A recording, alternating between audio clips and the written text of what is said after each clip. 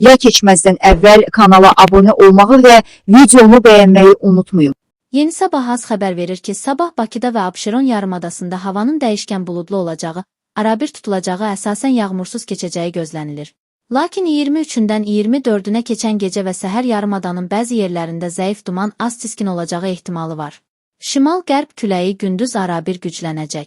Havanın temperaturu gecə 19-21 dərəcə isti, gündüz 24-26 dərəcə isti olacaq.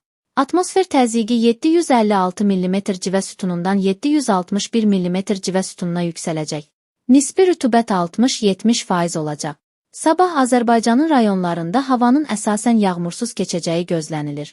Lakin gecə və səhər bəzi dağlıq ərazilərdə qısa müddətli leysan xarakterli yağış yağacağı, şimşək çaxacağı, dolu düşəcəyi ehtimalı var.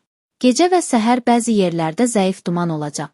Qərb küləyi bəzi yerlərdə arabir güclənəcək. Havanın temperaturu gecə 18-21 dərəcə isti, gündüz 28-33 dərəcə isti, dağlarda gecə 7-12 dərəcə isti, gündüz 13-18 dərəcə isti olacaq.